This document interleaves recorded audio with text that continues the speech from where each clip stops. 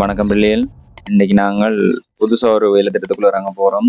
என்ன பிளான் பண்ணி வச்சிருக்கிறேன்னு சொன்னால், ஓ லெவல் பிள்ளைகளுக்கு இன்னும் ஒரு கொஞ்சம் காலம் போய் 3 மாத காலம் போய் தான் இருக்கு படிக்கிறக்குரிய நேரம். அந்த பிள்ளைகளை டார்கெட் பண்ணி வகைப்படுத்தல் கேள்வி நீங்கள் டிஸ்பிளேல பார்த்து கொண்டு இருக்கிறது தான் வகைப்படுத்தி, அதாவது சதவீதம் வரி சம்பந்தமான அந்த கேள்வி இருந்தால் அந்த கேள்விக்குள்ளால ஒரு ஸ்பாட்டுக்குள்ள இருக்கக்கூடியது எத்தனை மார்க்ஸ்ன்றதையும், அதுக்கு பிறகு பி பார்ட் எல்லாம் ஆல்ரெடி உங்களுக்கு தெரியும். அதுல இருந்து என்னென்ன கேள்வி வரும்ன்றது அந்த ஏ பார்ட்டை டார்கெட் பண்ணி பகுதி ஒன்றுல இருக்கிற ஏ பார்ட்ல இருக்கிற அந்த 25 கேள்வி இருக்கല്ലോ, அந்த 25 கேள்வியில இருந்து வகைப்படுத்தப்பட்டு கிளாசிஃபைட் பண்ணப்பட்ட கேள்விகளை நான் இப்போ ஒவ்வொரு செட்டா எடுத்து செய்ய போறேன். இந்த வீடியோல வந்து சதவீதம் வரி சம்பந்தமான கேள்வி, அதாவது எளிய வட்டி, கூட்டு வட்டி, பிறை வரி, தீர்வு, பெறுமதி சேர்வரி, இது சம்பந்தமான இந்த கேள்வியில வச்சு அதுல எந்தெந்த வருஷங்கள்ல வந்திருந்தது. அப்ப உங்களுக்கு கொஞ்சம் ஈஸியா இருக்கும். பிள்ளைகள் ஒன்று ஞாபகம் வச்சு கொள்ளுங்க, உங்களோட இந்த ஒவ்வொரு கேள்விக்கும் சரியான பதில் எழுத பழகிட்டீங்கன்னு சொன்னா ஃபைனல் பேப்பர்ல இந்த செட் ஆஃப் கேள்வி, இந்த கேள்வி வார மற்ற கேள்விகளுக்கு சரியான ஆன்சர் கொடுக்கும் உங்களுக்கு சான்சஸ் கூட. அப்ப நீங்கள்லாம் உங்களோட ஸ்கோரை ஸ்ட்ராங்கா எடுத்து வச்சு கொள்ளணும். அப்ப அதுக்கு 2 மார்க்ஸ் புரியுது. அதாவது ஃபைனல் பேப்பர் 200க்கு 2 மார்க்ஸ் மினிமம் வருமா, 2 விட கூடவும் வருது. 4 மார்க்ஸ் வார இடங்களும் இருக்கு, நான் காட்டுறேன் ஒவ்வொரு இடத்தையும். குறைஞ்சது 2 மார்க்ஸ் ஒரு 2% ஃபர்ஸ்ட் பார்ட்ல வார கேள்வியை பற்றி மட்டும் கேட்கிறேன்னா, செகண்ட் பார்ட்ல பி பார்ட்ல வாரதெல்லாம் நான் ஒமிட் பண்ணி போட்டு அந்த ஃபர்ஸ்ட் பார்ட்ல ஏ பார்ட்ல வார கேள்விகள் 25 கேள்வியில சதவீதத்தால உங்களுக்கு கட்டாயம் 2 மார்க்ஸ் வாரக்கூடிய சான்சஸ் இருக்கு. சதவீதம் இல்லாட்டிக்கு அந்த மனித நாட்களை சம்மந்தப்படுத்தி கொண்டிருக்கணும். சதவீதம் மட்டுங்கிறதுனால 2 மார்க்ஸ் வருது உங்களுக்கு. சும்மா ஓவரோலா பார்ப்போமே, 2017 முதலாவது கேள்வி 18, கிட்டத்தட்ட 9 வருஷம் பாஸ் பேப்பர்ஸ் எடுத்திருக்கிறேன்னா, அதுக்கு பிறகு இங்க 2017, 18, 19 வந்திருக்கு. ஒவ்வொரு கேள்வி வந்திருக்கான். 19ல 2 கேள்வி, 20 ஒரு கேள்வி, 21ஆம் ஆண்டு 2 கேள்வி, 22ல வரையில 22ல வந்து அந்த மனித நாட்கள் கேள்வியில தான் வந்திருக்கு. 23ல 2 கேள்வி, 24ல ஒரு கேள்வி, 25ல ஒரு கேள்வி. இப்ப வரைக்கும் அந்த கேள்வியில தொகுத்தெடுத்திருக்கேன். அதுக்கு பிறகு நாங்கள் பகுதியா ஒன்றா போவோம். அதுக்கு அடுத்ததா நாங்கள் ஒவ்வொரு வீடியோல ஒவ்வொரு டாபிக் பற்றி கேட்போமா. பிள்ளைகள் தொடர்ந்து அப்படியே இருங்க. தொடங்குவோம் நாங்கள் வேலையை. முதலாவது இதை பாருங்க. ஒருவர் ரூபாய் 1000 8% ஆண்டு எளிய வட்டி வீதத்தின் கீழ் ஒரு வங்கியில் வைப்பு செய்கின்றார். முதலாம் ஆண்டின் இறுதியில் இப்பணத்திற்காக அவருக்கு கிடைக்கும் வட்டி யாது இருக்கிறார். பிள்ளைகள் நான் ஆன்சர் எழுத முதல் பவுஸ் பண்ணி வச்சுட்டாவது நீங்கள் ஆன்சர் எழுதுங்க. பாஸ் பேப்பர்ஸ்க்கு இல்லையா, உங்களுக்கு ஒரு பிளான் ஒன்று இருக்கும், இந்த ரிசல்ட் எடுக்கணும்ன்றது. அதுக்கு ஒரு வேலை திட்டம் தான் இந்த வேலை திட்டமா. இதை நீங்க சரியா யூஸ் பண்ணீங்களா இருந்தா தொடர்ந்து நான் அப்லோட் பண்ணி கொண்டிருப்பேன். ஒவ்வொரு பகுதியும் ஃபர்ஸ்ட் பார்ட்டோட அந்த பகுதிகளா பிரிச்சு ஒரு 7-8 பகுதிக்குள்ள பிரிச்சு முடிக்கலாம்னு நினைக்கிறேன்னு எனக்கு தெரிஞ்சு. 8-9 பகுதிக்குள்ளான் டாபிக் அவ்வளோ அந்த டாபிக்குள்ளான் கேள்வி வைக்கணும். அதை சரியா செய்தோம்னா சரி. ரைட், பாருங்க. அப்ப முதலாவது கேள்வியை பார்ப்போம். இதுல வந்து இந்த எளிய வட்டி, கூட்டு வட்டி அதுகள் பற்றிய சரியான அறிவு இருக்கணும். அதை நான் கொஞ்சம் கொஞ்சமா மெல்லமா கதைச்சு கொண்டு போவோம். முதலாவது கேள்வியை பாருங்க. ஒருவர் ரூபாய் 1000 8% ஆண்டு எளிய வட்டி வீதத்தின் கீழே ஒரு வங்கியில வைப்பு செய்கிறார். முதலாம் ஆண்டு இறுதியில இப்பணத்துக்காக அவருக்கு கிடைக்கும் வட்டியாவது இருக்கிறார். எளிய வட்டி என்ன, கூட்டு வட்டி என்ன, ரெண்டுக்கும் வித்தியாசம் என்ன, அது பிள்ளைகளுக்கு எல்லாருக்கும் தெளிவா இருக்கும். ஆனா தெளிவில்லாத பிள்ளைகளும் இருக்குன்றதுக்காக ஒரு சின்ன ஒரு அறிமுகம் உண்டுதான். அந்த எளிய வட்டி என்ன, எளிய வட்டின்றது போடுற முதல் அல்லது வாங்குற கடனுக்கு வந்து எவ்வளவு நாங்கள் முதல் போட்டிருக்கிறோமோ, வைப்பு செய்தாங்களோ அந்த முதலுக்கு தான் எத்தனை வருஷத்துக்கான. உதாரணத்துக்கு எக்ஸ் என்ற ஒரு நபர் வந்து வங்கியில கொண்டு போய் வைப்பு செய்கிறார். 2025ஆம் ஆண்டு 2026ஆம் ஆண்டு ஜனவரி மாதம் கொண்டு போய் வைப்பு செய்கிறார் 50,000 ரூபாய் காசு. அப்ப அவருக்கு 10% வட்டி என்று சொல்லி பேங்க் சொல்லுதுன்னு சொன்னா அதுல அர்த்தம் என்னன்னா, வருஷத்துக்கு 10% அவருக்கு வட்டியா கிடைக்கும். 50,000த்துல 10% அவருக்கு வட்டியா கிடைக்கும்னா 5,000 ரூபாய் வருஷ வட்டியா அவருக்கு கிடைக்கும். அந்த 5,000 தான் எத்தனை வருஷத்துக்கும் வருஷம் கிடைக்கும். உதாரணத்துக்கு 2027ஆம் ஆண்டு எண்ட்ல போய் கேட்டாலும் அவையில் என்ன சொல்லிக்கணும்னு சொன்னா 50,000க்கு 5,000 ரூபாய் வட்டி தான் உண்டு. அதாவது முதலுக்கு தான் வட்டி வழங்கப்படுமே தவிர அந்த முதலுக்கு வந்த வட்டிக்கு வட்டி வழங்கப்படாது. 50,000 தானே வைப்பிலிட்ட 2026ஆம் ஆண்டு ஜனவரி போடையக்குள்ள 50,000 இருந்ததுன்னா அதுக்கு வட்டியும் வந்துருமல்லோ 5,000. அந்த 5,000 சேர்க்க போறது இல்லை, அந்த 5,000 இதுக்குள்ள சேர்க்க போறது இல்லை. 50,000க்கு மட்டும்தான் வட்டி பார்த்து கொண்டு இருக்கு. நம்ம எளிய வட்டி என்றது முதலுக்கு மட்டும் வழங்கப்படுற வட்டி தான் எளிய வட்டி. அப்ப இங்க கவனிங்க. ஒருவர் ரூபாய் 1000 8% ஆண்டு எளிய வட்டி வீதத்தின் கீழ் வங்கியில வைப்பு செய்தவர். அப்போ ஒரு வருஷத்துக்கு முதலாம் வருட இறுதியில் பணத்துக்காக அவர் கிடைக்கும் வட்டியா, அது வட்டியை மட்டும் தானே கேட்டிருக்கு. கவனிச்சு கொள்ளும். 1000 ரூபாய் பில்லிட்ட தொகை 100 ரூபாய்க்கு 8 ரூபா 8% பிள்ளைகள் விளங்கி கொண்டோம்னா 100 ரூபாய்க்கு 8 ரூபா 100 ரூபாய்க்கு 8 ரூபாண்டா 1000 ரூபாய்க்கு எவ்வளவு 100 ரூபாய்க்கு 8 ரூபாண்டா 1000 ரூபாய்க்கு எவ்வளவு வட்டி தெரிஞ்சு வச்சுக்கொள்ளுங்க. இனி ஃபியூச்சர்ல உங்களுக்கு இது தேவைன்றதுக்காக தான் பாடப்பிறப்பு முக்கியமன்றதுக்குள்ள கேள்வியில கூட கேட்கணும். ரைட். அப்ப 100 ரூபாய்க்கு 8 ரூபாய்ண்டா 1000 ரூபாய்க்கு எவ்வளவு ரூபா ரூபா 80 ஒரு வருஷம் வட்டி. சரி, இந்த கேள்வியை வச்சுக்கொண்டு நான் இன்னொரு கேள்வி ஒரு சின்ன கேள்வி என்ன இந்த கேள்வியை பாருங்க.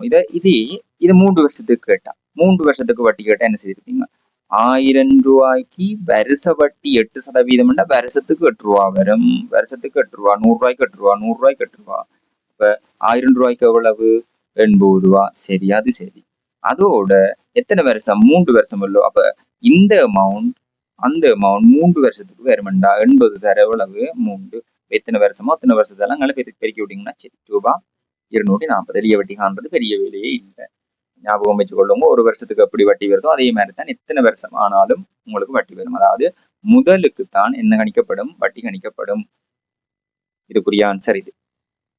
அடுத்தது பாருங்க. ஒரு குறித்த ஆண்டு வருமானம் ரூபாய் 8 லட்சத்தை பெறும் ஒருவர் செலுத்த வேண்டிய வருமான வரியை கீழே தரப்பட்டுள்ள அட்டவணையை பயன்படுத்தி காணலாம். வருமான வரி காண்றதுக்கு அவற்றை மொத்த வருமானம் தருவார். ஆண்டு வருமானமா ஆண்டு வருமானம் 8 லட்சம் பெறுற ஒரு ஆள் வருமான வரி எவ்வளவு கட்டணும். அதுக்குரிய அட்டவணை தான் இங்க தந்திருக்கு. இந்த அட்டவணையை பாத்தீங்கன்னா பிள்ளைகளுக்கு தெரியுது.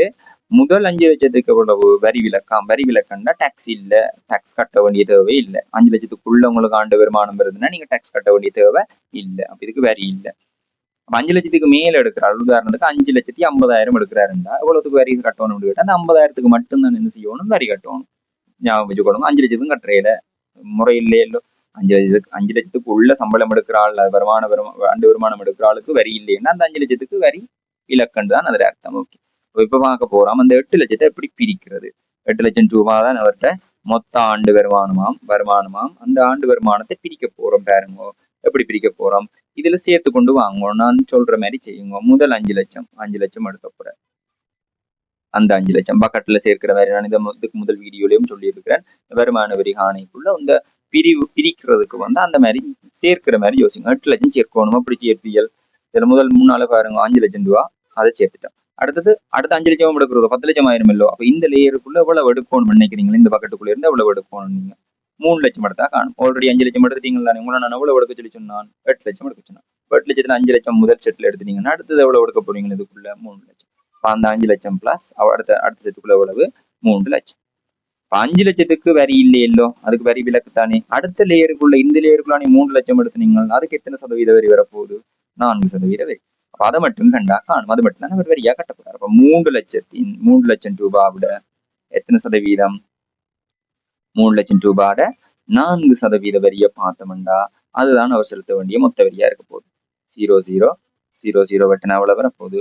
12 ரூபாய் தண்ணீர் ஆகுது இல்லையோமோ? Very simple. என்ன நாங்கள் பிரிக்கிறதுலாம் இருக்கு. இதே 12 லட்சம் சொன்னா அப்படி இருப்பீங்க. 5 லட்சம் அடுத்த 5 லட்சம் 10 லட்சம் அடுத்த 3வது லேயருக்குள்ள எத்தனை லட்சம்? 2 லட்சம். 5 லட்சத்துக்கு வரி இல்லை. அடுத்த 5 லட்சத்துக்கு 4% வரி. இந்த லேயருக்குள்ள வார அந்த 2 லட்சத்துக்கு எவ்வளவு? 8% வரி என்ன எடுப்போமா? ரைட். அடுத்த கேள்வி பாருங்க. இறக்குமதி செய்யப்பட்ட ஒரு குறித்த பொருளுக்காக 9% சுங்க தீர்வை அறவிடப்படுகின்றது. இப்பொருளின் பெருமானம் ரூபாய் 6000 சுங்க தீர்வையாக செலுத்த வேண்டிய பணத்தை காண்க என்று கேட்டிருக்கிறார். தீர்வை வரி என்ன? இறக்குமதி அல்லது ஏற்றுமதிகளுக்காக அறவிடப்படுற வரிதான் இந்த தீர்வை வரி. ரைட். அப்ப அந்த தீர்வை வரி எவ்வளவுன்னு தான் கேட்கிறார். தீர்வையாக செலுத்த வேண்டிய பணம். தீர்வை வரி என்று சொல்ல மாட்டேன். தீர்வையாக செலுத்த வேண்டிய பணம் எவ்வளவு கேட்டிருக்கார். அப்ப என்னது? எவ்வளவு ரூபா பொருள்? அப்ப என்னத்துக்காக இறக்குமதி தீர்வை வரி பாக்குறதுன்னு கேட்டா இறக்குமதி பெருமானத்துக்கு. எவ்வளவுக்கு நீங்க இறக்குமதி செய்றீங்களோ அல்லது ஏற்றுமதி செய்றீங்களோ அந்த பெருமானத்துக்கு தான் என்ன செய்யணும்? வரி கட்டணும். ஒரு ஆள் ஸ்ரீலங்கால இருந்து வேற ஒரு நாட்டுக்கு ஒரு சில பொருட்களை ஏற்றுமதி செய்யறாரு. அதுல மொத்த பெறுமதி 1 லட்சம் என்றா அவருக்கு 5 லட்சத்துக்கு வரி கட்ட வேண்டி வருமோ? இல்ல. அந்த பெறுமதிக்கு அவர் எவ்வளவு ஏற்றுமதி செய்யறாரோ அந்த பெறுமதிக்கு தான் நீ வரி செலுத்த வேணும். இதுவும் அதே தான். எவ்வளவு இறக்குமதி செய்யறாரோ அந்த இறக்குமதிக்குரிய வரி தான் கட்ட வேணும். இறக்குமதி பெருமானம் எவ்வளவுன்றதான் எங்களுக்கு தெரியணும். இங்க எவ்வளவு இறக்குமதி பெருமானம் தந்திருந்தவர்? 6000 ரூபாய். அந்த 6000 ரூபாவுக்கு எத்தனை சதவீத வரி என்று சொன்னது? சிம்பிளா வச்சுக்கொள்ளுங்க. 9% என்ன அர்த்தம்? 100க்கு 9. என்ன 100க்கு 9. ரூபாய்க்கு 9 ரூபாண்டா 6000க்கு எவ்வளவு 100 ரூபாய்க்கு 9 ரூபாண்டா 6000க்கு எவ்வளவுன்றதை பாத்தீங்கன்னா 0 விட்டு நீங்கள்ட்ட என்ன வர போகுது தீர்வையாக செலுத்த வேண்டிய பணத்தை தான் கேட்டது 6954 எவ்வளவு ரூபா 540 ரூபா காசு கட்டினாச்சு 540 ரூபாய். இதே தீர்வையாக செலுத்திய பின் அல்லது தீர்வை செலுத்திய பின் அப்பொருளின் பெறுமதி என்ற எவ்வளவு அவர் உண்மையாலுமே இறக்குமதி செய்த பொருளோட விலை எவ்வளவு அங்கிருந்து வாங்கி கொண்டு வர 6000 இங்க டாக்ஸ் கட்டணும் எவ்வளவு 540 அப்ப மொத்தம் எவ்வளவு 6540 சிம்பிளா வச்சு கொள்ளும் முதல்லாம் கதை கேட்டு படிக்கிற மாதிரி படிக்கிற பாடங்களா 6000 ரூபாய்க்கு வாங்கின பொருளுக்கு 540 தீர்வு என்று சொன்னா மொத்த தீர்வு செலுத்தின பிறகு எவ்வளவு 6540 இந்த பொருளோட பெறுமதி கூடும் என்ன வாங்கின பெறுமதியோட அந்த தீர்வையும் சேர்த்தாச்சு சின்ன சின்ன கேள்விகள் பாருங்க இப்ப கொஞ்சம் கொஞ்சமா அந்த பேட்டர்னை மாத்தி கொண்டு வரணும் ஒரு சில கேள்விகள் கொஞ்சம் யோசிக்க வேண்டிய கேள்விகளா வருது மற்றபடி இந்த கேள்வி எல்லாம் வடிவா அணுகக்கூடிய கேள்வி இதுல எது டவுட்டா இருக்குன்னு பாருங்க நான் இன்னொரு விஷயம் சொல்றேன்னா இந்த கேள்வி காணாது உங்களுக்கு பாசிபிள் செய்தது காணாது இன்னும் கொஞ்சம் இந்த மாதிரி கேள்விகள் செய்யணும்னு நினைக்கிறீங்கன்னு சொன்னா அவர் பஸ்மின் சாரோட பேப்பர்ஸ் கொஞ்சம் இருக்கு அந்த யூனிட் வைஸா சார் போட்டிருக்கிறார் 10ஆம் ஆண்டு பேப்பர்ஸுகள் அவர் கொஞ்சம் ரிலீஸ் பண்ண பேப்பர்ஸ் இருக்கு இந்த யூனிட் வைஸா நீங்க டவுன்லோட் பண்ணலாம் கூகுள்லையும் டவுன்லோட் பண்ணலாம் அந்த பேப்பர்ஸை டவுன்லோட் பண்ணி செய்து பாருங்க வேணும்னா எனக்கு கமெண்ட் போடுங்க நான் அந்த பேப்பர்ஸையே செய்து விடுறேன் அதுல நிறைய கேள்வி வித்தியாசமான ஒவ்வொரு பகுதிக்குள்ளேயும் கேட்டிருக்கிறார் தீர்வு எண்டா ரெவரி எண்டா அதுக்குள்ள கேட்டிருக்கிறார் அந்த பேப்பர்ஸ் எடுத்து நீங்கள் டவுன்லோட் பண்ணி செய்து பார்த்தாலும் ஓகே தான் எல்லா காமனான எங்க எந்த பேப்பர் எடுத்து செய்தாலும் சரி செய்து பழகும் அது மாதிரி கேள்வி அடுத்த கேள்வி பாருங்க ஒருவர் ஆண்டுதோறும் 8% கூட்டு வட்டிக்கு ரூபாய் 5000 2 ஆண்டுகளுக்கு கடனாக பெறுகின்றார் இக்கடனுக்காக 2ஆம் ஆண்டுக்குரிய வட்டியாது இந்த கூட்டு வட்டிக்கு நான் ஒரு ட்ரிக் சொல்லித்தாங்க இந்த கூட்டு வட்டி கணிக்கிறதுக்கு இது கூட்டு வட்டி இல்லோ எளிய வட்டி இல்ல கூட்டு வட்டின்னா அதுலயே விளங்குது கூட்டி கொண்டு போகணும் என்ன 50,000 நான் முதல் சொன்ன கதை எக்ஸென்டர் நபர் அதே கதையை நான் திருப்பி சொல்றேன் இது இப்ப அந்த எக்ஸென்டர் நபர் 50,000 ரூபாய் காசு கூட்டு வட்டிக்கு போட்டா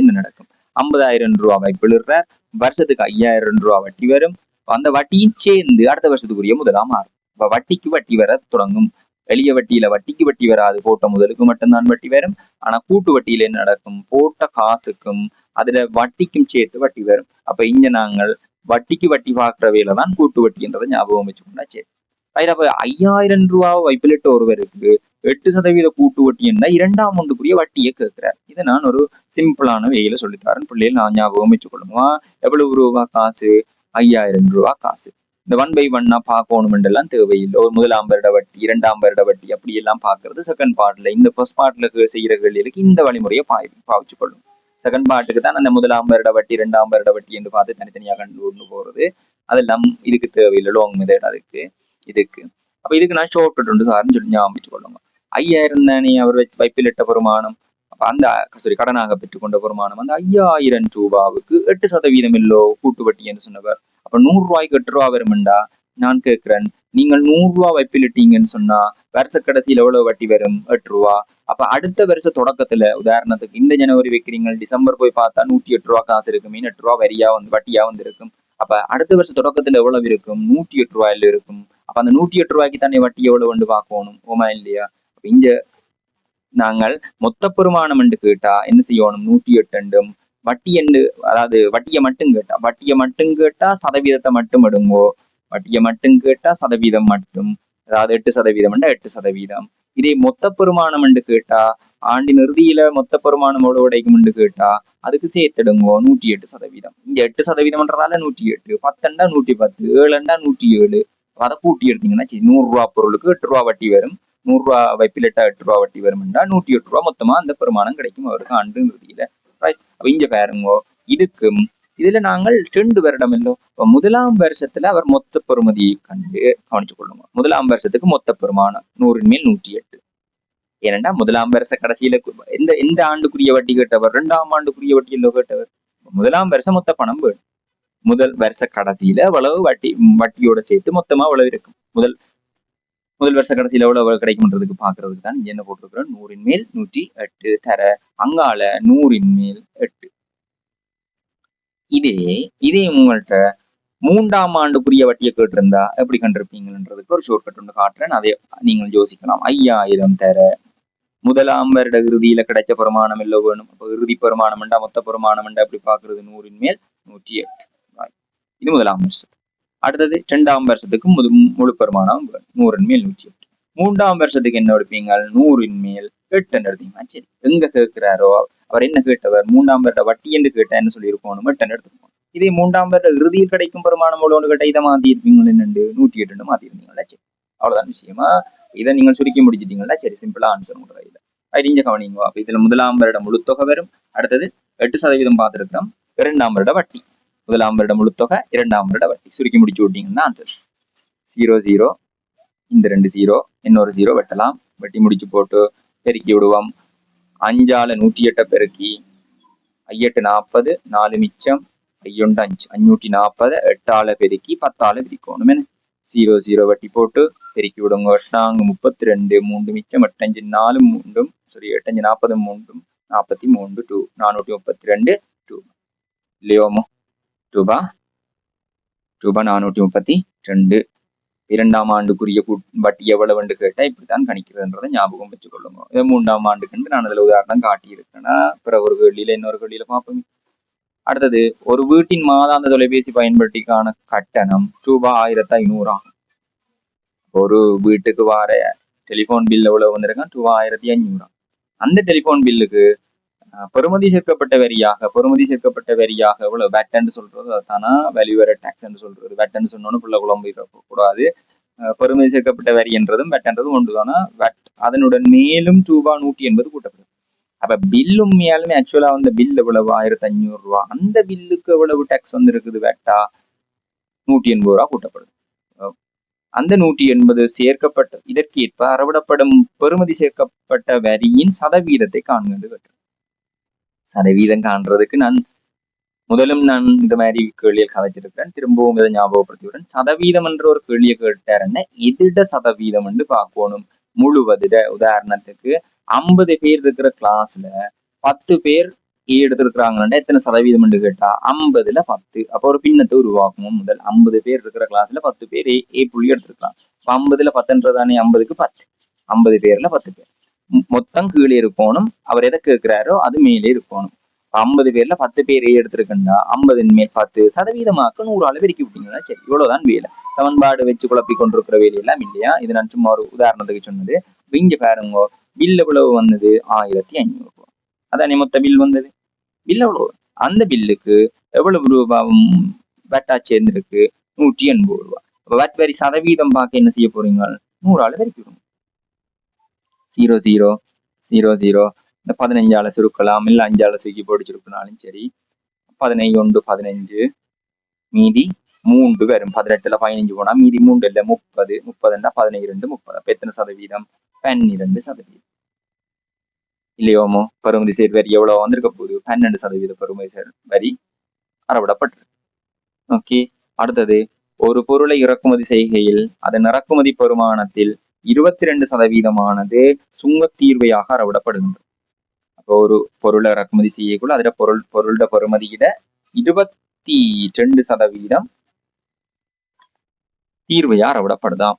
இறக்குமதி பெருமானம் 8000. இப்ப கொஞ்சம் சொல்லுங்க ஆச்சு. நாங்களே 8000 எத்தனை சதவீதம் 22%. 8000 எத்தனை சதவீதம் 22%. இப்ப 100 ரூபாய் பொருளுக்கு 22 ரூபாய் வருமெண்டா 8000 ரூபாய் பொருளுக்கு எவ்வளவு வரும் 100 ரூபாய்க்கு 22 ரூபாய்ண்டா 8000க்கு எவ்வளவு அல்லது 8000 22%. 8000 எத்தனை சதவீதம் 22%. எல்லாம் ஒன்றுதான். இன்னுக்கு தர கொடுப்பீங்க சதவீதத்தை பின்னமாக்குறதுக்கு 100 மேல் 22 எழுதுனீங்கன்னா சரி. தானே நாங்கள் செய்யறவே இல்லை. ஏதோ ஒரு வழியில ஞாபகம் வச்சுக்கணும். சமன்பாடு தேவையில்லை. எவ்வளவு இறக்குமதி பெருமானம் 8000. வரி சதவீதம் 22%. 100 22. 0 0 வெட்டலாம்.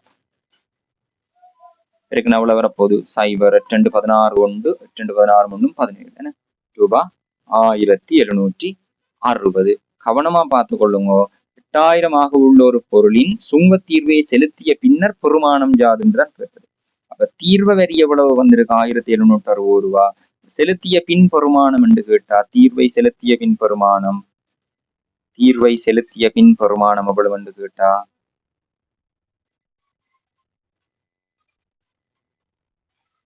என்ன செய்யணும் இறக்குமதி செய்த பெருமானத்தோட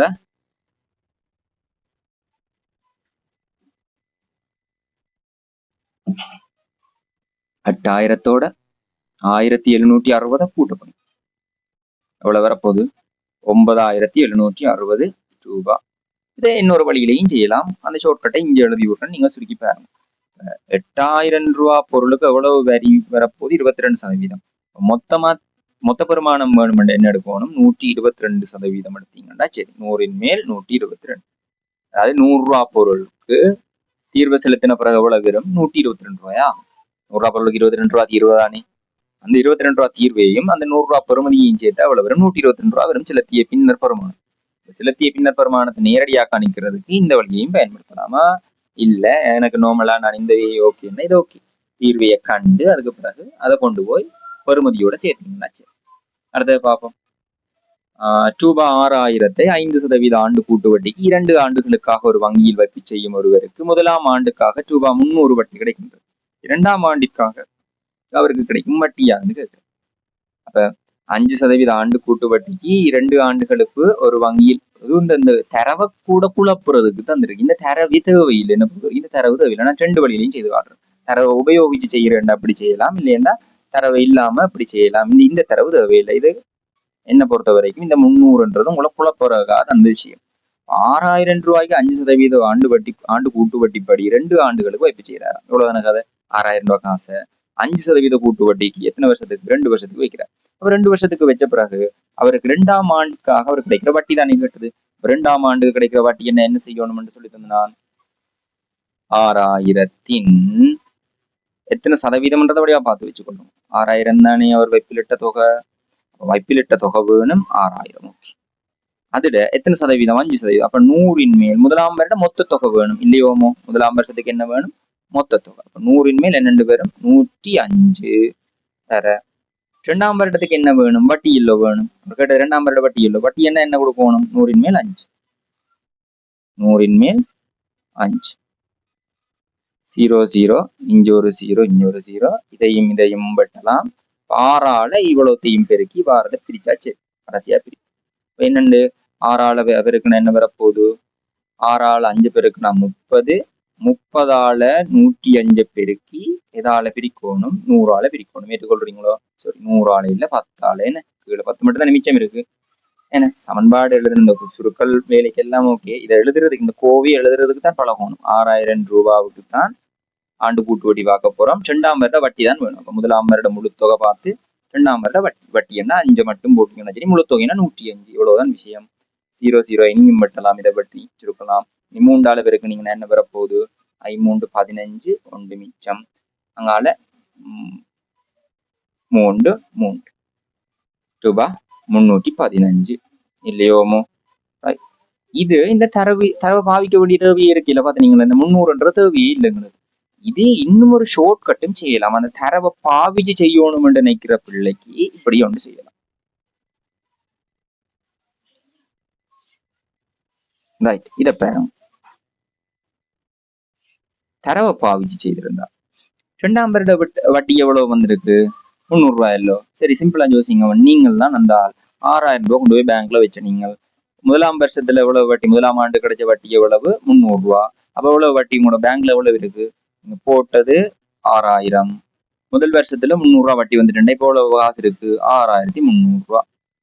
அப்ப முதலாம் வருஷ கடைசியில அல்லது 2ஆம் வருஷம் தொடக்கம்னு சொன்னாலும் சரி, இப்போ இதானே அந்த 6300 தான் அங்க இருக்க போற பேங்க்ல இருக்க போற காசு. அதுக்கு வட்டி பாத்தீங்கன்னா 6300 ரூபாய் எத்தனை சதவீதம் பாத்தீங்கன்னா சரி, 100%. சரி, 5% பாத்தீங்கன்னா சரி. ஏன் 6300 5% பார்த்ததுன்றது விளங்குனா சரி. வைப்பிலிட்டது 6000, அதுக்கு வட்டி 300. மொத்தம் பேங்க்ல இப்ப எவ்வளவு இருக்கு? 6300. அப்ப பேங்க்ல இருக்கிற அந்த காசுக்கு வட்டி வருமோ வராதோ? வட்டிக்கும் வட்டி பார்படுமோ பார்படாதோ? பார்படும். 6300 5% பாத்தீங்கன்னா 0 0 0 0 இதை பெருக்குனீங்கன்னா சரி, 63 5 15 உண்டு, 5 30 35. அதுவும் அதேதான், சேம் பேட்டர்ன். அதாவது 2ஆம் வருஷ தொடக்கத்துல இருந்த அமௌண்ட்டை பார்த்துட்டு அதுக்கு வட்டி பார்க்கணும். இது கொஞ்சம் ஷார்ட் கட். அது இல்லாமலும் பாவிக்கலாம். பிள்ளை குழம்ப தேவையில்லை, வடிவா பார்த்து வச்சுக்கொள்ளுங்க. என்ன செய்தனான்றது உங்களுக்கு வைப்பிலிட்ட தொகை இருந்தது, சதவீதம் இருந்ததுன்னா நேரடியாவே போகலாம் ஆன்சருக்கு. அப்படி இல்லை, இந்த தரவையும் இந்த 300ன்ற தரவையும் பாவிச்சா இன்னும் கொஞ்சம் ஸ்மார்ட்டா மூவ் பண்ணலாம். அப்படி 6000 ரூபாய் வைப்பில வச்சது, முதலாம் வருஷத்துக்கு 300 ரூபாய் வட்டி வந்திருக்கும். அப்ப மொத்தமா 6300 ரூபாய் இப்ப பேங்க்ல இருக்கு. 2ஆம் வருஷ வட்டியை பாக்குறது அந்த 6300 ரூபாய்க்கு தான் வட்டி வேறுபடும். அப்ப 6300 5% பார்த்தாச்சு. விளங்குனது பிள்ளைகளுக்கு? அடுத்தது பாருங்க, 2 மெத்தட் தந்திருக்கிறேன்னா அடுத்தது 12% ஆண்டு இறைவரை சதவீதத்தை அறவிடும் ஒரு ஒரு குறித்த நகர சபையின் எல்லைகளின் உள்ளே இருக்கும் ஒரு கடையின் ஆண்டு மதிப்பீட்டு பெறுமானம் 24,000 ஆகும். ஒரு ஆண்டிற்காக செலுத்த வேண்டிய இறைவரி யாதென்று. சும்மா ஒரே கேள்வியை பேரை மாத்தி மாத்தி கேட்டோன்றிருக்கணுமா? இறைவரி என்றும் தீர்வு வேண்டினம் என்னென்று பார்க்க போறீங்க. 24,000 எத்தனை சதவீதம்? 12%. 100 ரூபாய்க்கு 12 ரூபாண்டா 24 ரூபாய்க்கு எவ்வளவு? 0,0,0,0 எவ்வளவு வரப்போகுது?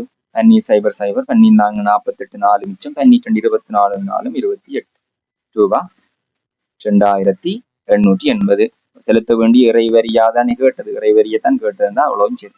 இல்ல காலாண்டு இறைவரியை கேட்ட என்ன செய்யணும்? இதை 4 பிரிச்சு போட்டு கொடுக்கணுமா? அது தெரிஞ்சா சரி. அடுத்தது பாருங்க, 2023 ஆண்டில் நிமலனின் மாத வருமானம் ரூபாய் 1,38,000 இருந்தது. நிமலன் ரூபாய் 100,000 பார்க்க கூடுதலாக பெற்ற வருமானத்திற்கு 6% வருமான வரியை செலுத்த வேண்டியிருந்தது. அதே ஆண்டில் ஒரு மாதத்திற்காக நிமலன் செலுத்த வேண்டியிருந்த வருமான வரியை கணிக்க என்று கேட்டது. இப்ப நிமலன் மாத வருமானம் எவ்வளவு? 1,38,000. சரி இருக்கட்டும். அதுக்கு அவர் அதுல 1,38,000 வரி கட்ட தேவையில்லை. உழைக்கிறது அவ்வளவு வரி கட்ட தேவையில்லை. மாத வருமானம் 1,00,000 விட கூடவா இருக்கிற அமௌண்ட் கட்டினா சரி. அந்த 1,00,000 விட எவ்வளவு கூட இருக்கு? 38,000. எவ்வளவுக்கு வருமான வரி கட்டுவோம்? 38,000. 38,000க்கு எத்தனை சதவீதம்? 6%. என்ன சதவீதம்ன்றத பாருங்க. 6% வருமான வரியை செலுத்த வேண்டிய. வருமான வரி என்றது 6% சொல்லிக்கிறது வருஷத்துக்கு தான் பாக்குறீங்க. வருட வருமான வரி, இது வருட வருமான வரி. வருட வருமான வரி என்றது 38,000 எத்தனை சதவீதம்? 6%. 0,0,0,0 வட்டி போட்டு பெருக்கி விடுங்க. 6,0,0,0 6,8 48 4 6,3 18 4 22 2,280 ரூபா. இது வருட வருமானம். இத மாசத்துக்கு அதே ஆண்டில் ஒரு மாதத்திற்கு நிமலன் செலுத்த வேண்டியிருந்த வருமான வரியை காண்கண்டு கேட்டது. 6% வருமான வரி. உண்மையாலுமே இதுல மாத வருமான வரியா ஆண்டு வருமான வரியான்றத மென்ஷன் பண்ணல. 6%ன்றது நாங்கள் வருஷத்துக்கு கருதி கொண்டு வேலையை செய்வோம். என்ன வருமான வரி என்று சொல்றது அதான் சொல்லுவீனமா. இப்ப இதுல வந்தது வருட வருமான வரி. அதை நாங்கள் மாசத்துக்கு காணணும்டா மாத வருமான வரியைத்தானே கேட்டவர். மாதத்திற்காக நிமலன் செலுத்தவன். மாத வருமான வரி எவ்வளவு? 2,280. எத்தனை மாதம் வருஷத்துல இருக்கு? 12 பிரிச்சு விட்டீங்கன்னா சரி. இல்ல இந்த கோவைக்கு பின்னாலேயே 1/12 எடுத்தாலும் சரிதானா? சரிக்க முடியுங்கோ. 12 இங்க சுருக்கணும் எவ்வளவு? 12 12 மீதி 10 வரும் 108. 12 108 அப்ப எவ்வளவு? ரூபாய் 190. ரூபாய் 190. இல்ல எனக்கு ஒரே இதா வட்ட சுருக்க கஷ்டம்னு சொன்னா பிள்ளை என்ன செய்யுங்க, முதல் 2 ஆளையோ இல்ல 3 ஆளையோ 4 ஆளையோ ஒரு 2 சுருக்கி போட்டு அதுக்கு பிறகு சுருக்கணுமா. 22க்குள்ள 12 எவ்வளவு? 12 12 மீதி எவ்வளவு?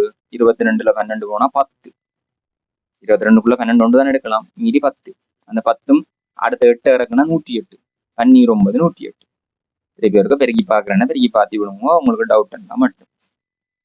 மாத வருமான வரிய கேட்டவர் இதுகளை ஒவ்வொரு மார்க்ஸ் இழந்துடக்கூடாதுன்றா கவனமா பார்த்து வசனங்களை பார்த்து ஆன்சர் கொடுங்க.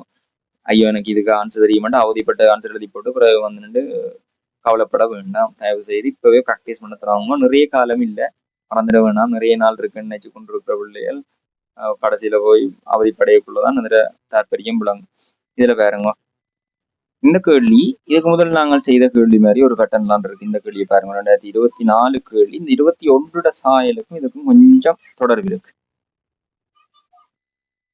என்னென்னு பாருங்க, ரமணி ஒரு குறித்த பணத்தொகையை 10% ஆண்டு கூட்டு வட்டி வீதத்தை கொடுக்கும் ஒரு நிதி நிறுவனத்தில் 2 ஆண்டுகளுக்காக வைப்பு செய்தார். 2ஆம் ஆண்டிற்காக மாத்திரம் கிடைத்த வட்டி ரூபாய் 660 இருக்கும். அதே வேளை 2 ஆண்டுகளினது முறையில் அவருக்கு கிடைத்த மொத்த பெருமானம் எவ்வளவா? மொத்த பணம் 7,260. அவர் வைப்பு செய்த பணத்தொகையை காண்கண்டு கேட்டு. 10% ஆண்டு கூட்டு வட்டியாம், 2 வருஷத்துக்கு வைப்பிலிட்டவராம், இறுதியில கிடைச்ச பெருமானம் 7,260. இந்த இடையில் இருக்கிற இவர் இல்லாமலும் கணிக்கலாம். 2ஐயும் காட்டுறார். என்ன செய்ய போறேன்? வைப்பிலிட்ட தொகை தானே கேட்டது. வைப்பிலிட்ட தொகை எனக்கு தெரியாதுன்றதால எக்ஸ்டெண்ட் வைப்போம். அந்த எக்ஸிட முதலாம் வருட இறுதியில கிடைக்கிற பணம் எவ்வளோன்னு கேட்ட என்னண்டு எங்களுக்கு 2ஆம் வருட இறுதியில் கிடைச்ச பணம் தெரியுமில்ல, அதுதான் சமன்பாடு எழுத போறோம் பாருங்க. 100ன் மேல் 110 எடுத்தா முதலாம் வருட இறுதியில் கிடைச்ச பணம் வருமோ வராதோ? அது எங்களுக்கு ஆரம்ப பணம் தெரியாது, அதை விடுங்க. நான் ஒரு கோவை எழுதுறேன், அந்த வைப்பிலிட்ட தொகையில முதலாம் வருட இறுதியில இவ்வளவு வரும் தொகைக்கு. அடுத்தது இப்ப இன்னொரு 100ன் மேல் 110 எடுத்தா என்ன வரப்போகுது? 2ஆம் வருட இறுதியில கிடைச்ச தொகையும் வரும். அதுதான் எதுக்கு சமன் எடுக்க போறோம்? 7260க்கு சமம். 2ஆம் வருட இறுதியில கிடைச்ச தொகை எவ்வளவுன்னு சொல்லி இருந்தவர் 7260. இனி சுருக்கி விட்டீங்கன்னா செய்யுது 00. அந்த இடையில இருக்கிறால் தேவையே இல்லை. இந்த 11 11 அங்காடுவை பிரிக்க போகுது, 100 அங்காடுவை பெருக்க போகுது. அவ எக்ஸ் சமன் 7260 100 போய் பெருக்கி 2 11 போய் என்ன செய்யிருக்கும்? பிரிச்சிருக்கும். அப்படியே பார்த்து சுருக்கணுமா? 11 6 66 மீதி 6 72ல 66 போனவள 6 இல்லை 66 திரும்பவும் இருப்பது 11 6 66 800 வச்சிருக்கீங்கண்டா. இதையும் சுருக்கலாம். சுருக்கணும் என்ன வரப்போகுது? இடங்கானா என்றால் இங்க எழுது. இஞ்ச பட்டைக்குள்ள 60 பேர் 11 6 66 அங்களோட செய்யும். எவ்வளவு ரூபாய் வைப்பிலிட்ட தொகை என்று வருது? ரூபாய் 6000 இல்லையோமோ? ரூபாய் 6000. இது ஒரு வழி இல்ல. இந்த வே அந்த இடையில வந்தாலையும் யூஸ் பண்ணணும்னு நினைக்கிற பிள்ளைக்கு இதையும் தான். எப்படி என்றா 660 2ஆம் ஆண்டிற்காக மாத்திரம் கிடைத்த வட்டி எவ்வளவு? 660. அப்ப நான் கேட்கிறேன், முதலாம் வருஷத்துக்கு எவ்வளவோ ஒரு வட்டி வந்திருக்கு, அதுக்கு வட்டி பார்த்த அந்த 2ஆம் வருட வட்டி தான் எவ்வளவு? 660. அப்ப உதாரணத்துக்கு 5000 ரூபா நீங்க வைப்பில் இருக்கீங்க, அதுக்கு முதலாம் வருஷத்துக்கு 500 ரூபா வட்டி வருது. அப்ப எவ்வளவு 2ஆம் வருட இறுதியில் இருக்கும்? 5500. ஓகே, 5500. அதுக்கு ஒரு 550 ரூபா வட்டி வருது. அப்ப 3ஆம் வருட தொடக்கத்துல எவ்வளவு இருக்கும்? 2ஆம் வருட இறுதியில எவ்வளவு இருந்திருக்கும்? முதலாம் வருட இறுதியில 5500 ரூபா இருந்திருக்கும் இல்லையோமோ? 2ஆம் வருட இறுதியில எவ்வளவு இருந்திருக்கும்? இங்க 6050 ரூபா இருந்திருக்கும். அப்ப நான் கேட்கிறேன், இப்ப 2ஆம் வருட இறுதியில் இருக்கிற அமௌண்ட் நான் சொல்றேன். 2ஆம் வருட இறுதியில இருந்த அமௌண்ட் எவ்வளவு? 6050. இந்த 6050 ரூபா தொகையில 2ஆம் வருட வட்டி தான் 2ஆம் வருட வட்டி கழிச்சா என்ன வரும்? முதலாம் வருட இறுதியில் இருந்த தொகை வருமா வராத? 2ஆம் வருட இறுதியில 6050 ரூபா இருந்தது. 2ஆம் வருட வட்டி எவ்வளவு வந்திருந்தது? 550. அந்த 550 கழிச்சா வாரது என்னவா இருக்கும்? முதலாம் வருட இறுதியில் இருந்த தொகை. அதை கண்டிங்கன்னு சொல்லுங்க. அதாவது 2ஆம் வருட வட்டிய கழிச்சு விட்டீங்கன்னா வாரது முதலாம் வருட இறுதி தொகை. ரைட். இங்க எவ்வளவு? 2ஆம் வருட இறுதியில் இருந்த தொகை எவ்வளவு? 7260. 7260ல 7260 தான் 2ஆம் வருட இறுதியில் இருந்த தொகை. அதுல 660 ரூபா வட்டியை கழிச்சிங்கண்டா 0 0 12 6 இங்க 6600.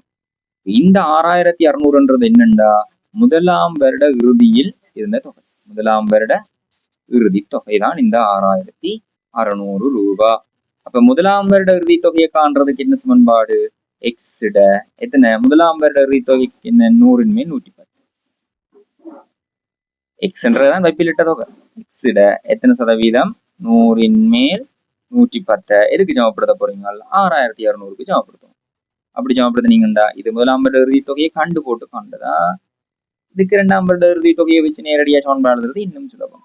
சரி, 00 வட்டி போட்டு இந்த 10 ஆலங்கானோடைய பெருக்கி 11ஆல பிரிச்சு விட்டீங்கன்னா சரி.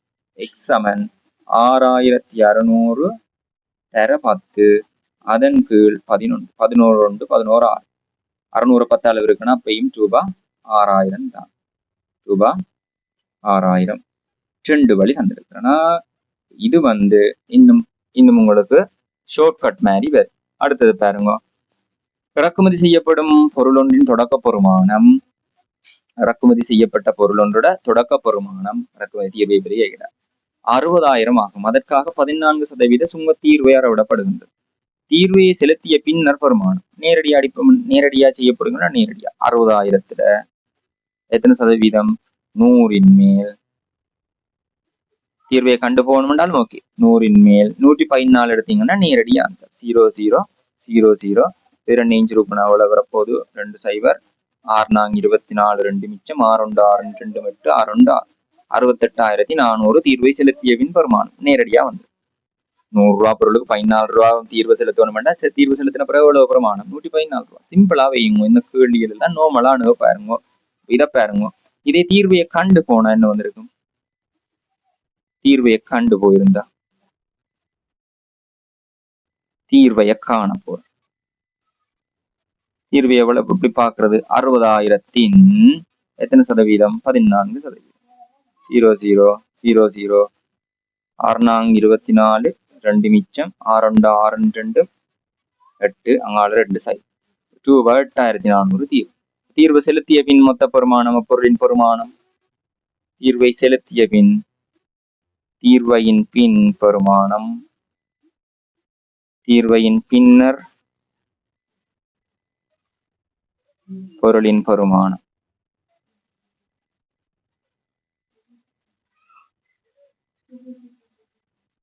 என்னண்டு வரப்போகுது? அந்த 60,000 8400 கூட்டப்படும். எவ்வளவு வரப்போகுது? 68,400. ஒரு சில இடங்கள் நாங்கள் அணுகிற விதத்தை சுருக்கமா செய்யறதுக்கு தான். இப்ப இதுல பாருங்க, இதுல நேரம் கொஞ்சம் போகும், அது உங்களுக்கு கொஞ்சம் டிலே பண்ண வைக்கும். ஃபர்ஸ்ட் பார்ட்ல இருக்கிற அவ்வளோ கேள்வியும் செய்ய தடுமாறுற பிள்ளைகளுக்கு காரணம் இதான். இந்த ஒவ்வொன்றையும் ஸ்டெப் பை ஸ்டெப் எழுத போன டைம் கூட தானே போகும். அவங்க கேட்ட கேள்விக்கு ஆன்சர்ன்றது இதுக்கே மார்க்ஸ் உங்களுக்கு புள்ளி வரும். இது தேவை ஒன்று இல்லை, தீர்வையை கண்டு போகணும் வந்து இல்லை. இதுகளுக்கெல்லாம் நீங்க ஷோர்ட்டா போற வழிகளை பார்த்து கொண்டீங்கன்னா சரி. இதுல 11 கேள்வி காய்ச்சிருக்கிறோம். ஒவ்வொரு வருஷத்துலையும் உங்களுக்கு ஆவரேஜா ஒரு கேள்வி தான் வேற மாதிரி இருக்கு. இதையும் இந்த நான் நேர்மாறு வீத சம்பந்த மனித நாட்கள் கேள்வியும் சேர்த்து தான் கேட்பான்னு பார்த்தோன்னா வீடியோல எந்த ஆகுன்றதால ஒவ்வொரு பகுதியாவே போவோம். வருமான வரி என்ற வட்டி அல்லது சதவீதம் சம்பந்தமான இந்த செட்டுக்குள்ள இருந்து உங்களுக்கு 2 மார்க்ஸ் வருதான். 200க்கு 2 மார்க்ஸுக்கு வேலை செய்திருக்கிறீங்க. இந்த 2 மார்க்ஸை ஷுவரான 2 மார்க்ஸை எடுத்துக்கொள்ளுங்க. ஒவ்வொரு செட்லையும் நான் கதைக்க போற விஷயங்கள்ல நீங்க எடுக்க போற 2 மார்க்ஸ் உறுதியா இருக்கணும். இது சம்பந்தமான மேலதிகமான கேள்வி வேணும்னா எனக்கு கமெண்ட்ல போடுங்க.